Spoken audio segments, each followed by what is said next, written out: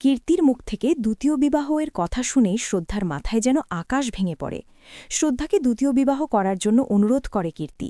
কীর্তির এ কথা শুনে কীর্তির উপর রেগে থাপ্পড় লাগিয়ে দেয় শ্রদ্ধা। শ্রদ্ধা কীর্তিকে বলে, তোমার এই কথা বলার সাহস কে দিয়েছে আমি জানতে চাই। যতক্ষণ পর্যন্ত অভয়ের প্রাণ আছে ততক্ষণ পর্যন্ত আমি বেঁচে থাকব। শ্রদ্ধা কীর্তিকে আরও বলে, সাবধান, তুমি কখনো ভবিষ্যতে এ কথা আর বলবে না যতদিন অভয় বেঁচে আছে। হ্যালো ভিউয়ার্স, সবাই কেমন আছেন? আজকে আপনাদের জন্য নিয়ে আসলাম ভাগ্যরেখা ধারাবাহিক নাটকের ৩৬০তম পর্বের খুব সুন্দর একটি এক্সপ্লেনেশন। যারা এখনও আমার চ্যানেলটি সাবস্ক্রাইব করেনি, প্লিজ চ্যানেলটি সাবস্ক্রাইব করে বেল আইকন অন করে দিন পরবর্তী ভিডিও দেখার জন্য। ভিউয়ার্স, গল্পের শুরুতেই আমরা দেখতে পাই কীর্তি খুব দৃঢ় গলায় শ্রদ্ধাকে বোঝানোর চেষ্টা করছে যে এই কঠিন পরিস্থিতিতে তার নিজের ভবিষ্যতের কথা ভাবা দরকার। কীর্তির মুখ থেকে দ্বিতীয় বিবাহের কথা শুনেই শ্রদ্ধার মাথায় যেন আকাশ ভেঙে পড়ে। এক মুহূর্তের মধ্যেই তার রাগ, কষ্ট আর অপমান একসঙ্গে বিস্ফোরিত হয়ে যায়। সে কীর্তির দিকে তাকিয়ে চিৎকার করে ওঠে এবং আবেগের বশে কীর্তিকে এক চড় বসিয়ে দেয়। শ্রদ্ধার চোখ দিয়ে তখন টপ টপ করে জল পড়ছে। সে কীর্তিকে বলে, তোমার এই কথা বলার সাহস কিভাবে হলো? যতক্ষণ পর্যন্ত অভয়ের প্রাণ আছে ততক্ষণ পর্যন্ত আমার হৃৎস্পন্দন চলছে। অভয়ই আমার সবকিছু। শ্রদ্ধার কণ্ঠে ছিল অটল বিশ্বাস আর ভালোবাসার দৃঢ়তা। সে আরও বলে, ভবিষ্যতে তুমি কখনো এ কথা আর মুখে আনবে না যতদিন অভয় বেঁচে আছে। এই ঘটনায় কীর্তি ভীষণভাবে আহত হয়। সে রেগে গিয়ে ঘর ছেড়ে বেরিয়ে যায়। অন্যদিকে শ্রদ্ধা অভয়ের হাত ধরে বসে অঝরে কাঁদতে থাকে। তার মনে হচ্ছে সে কীর্তির উপর হাত তুলে ভুল করেছে। দর্শকরা দেখতে পান কীর্তি রাগে পুরো বাড়ি তোলপাড় করছে। চেয়ার ঠেলে দিচ্ছে, টেবিলের উপরের জিনিসপত্র ছুঁড়ে ফেলছে।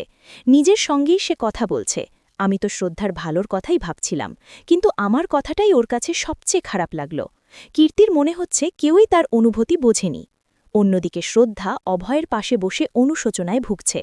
সে অভয়ের হাত চেপে ধরে বলে, আমি মনে হয় কীর্তিকে থাপ্পড় দিয়ে ভুল করেছি। ও তো আমার ভালো চেয়েই বলেছিল।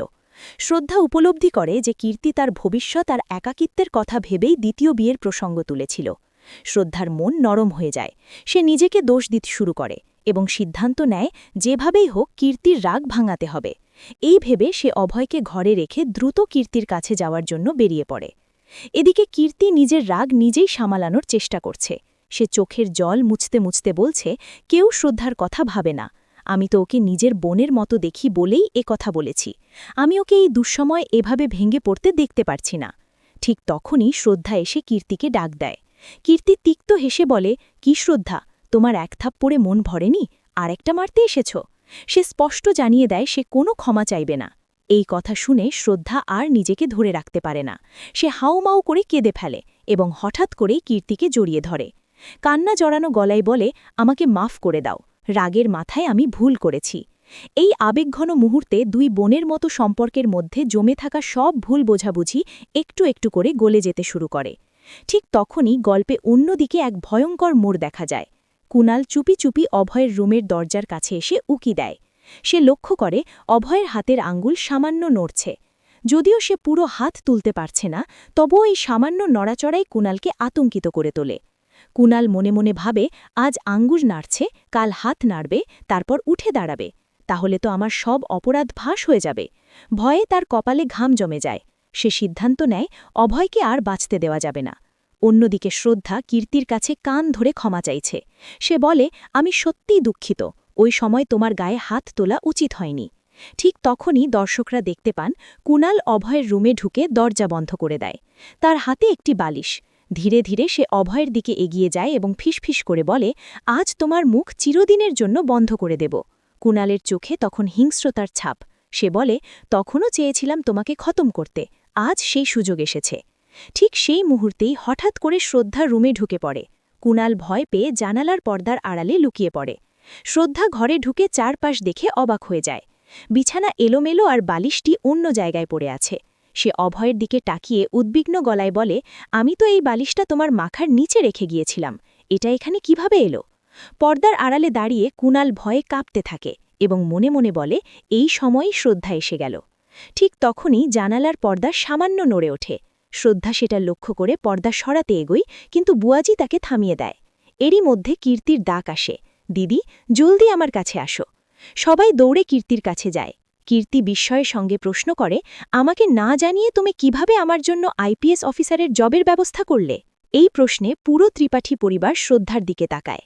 অভয়ের মা সন্দেহ প্রকাশ করে বলে, কীর্তি তো এক সন্তানের মা, আর পড়াশোনাও তেমন করেনি। সে কিভাবে আইপিএসের মতো বড় দায়িত্ব নেবে? শ্রদ্ধা শান্ত গলায় উত্তর দেয়, একজন আইপিএস হতে গেলে শুধু বই নয়, মানসিক শক্তি আর দৃঢ়তা দরকার। কীর্তির মধ্যে আমি সেই গুণ দেখেছি। কীর্তি ভয়ে কাঁপতে কাঁপতে বলে, আইপিএস হতে গেলে তো অনেক মোটা মোটা বই পড়তে হবে, আমি পারব না। তখন আরতিও বলে, কীর্তি ভাবি ঠিকই বলছেন। কিন্তু বরুণ সাহস দিয়ে বলে, ভয় পেও না, আমি আছি, আমি তোমাকে সাহায্য করব।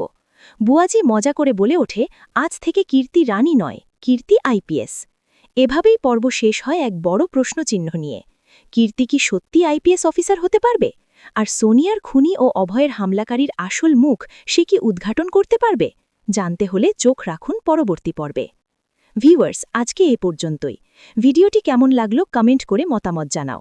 ভিডিওটি ভালো লাগলে সাবস্ক্রাইব করে লাইক শেয়ার কমেন্ট করে অন্য দেখার সুযোগ করে দিও। ধন্যবাদ।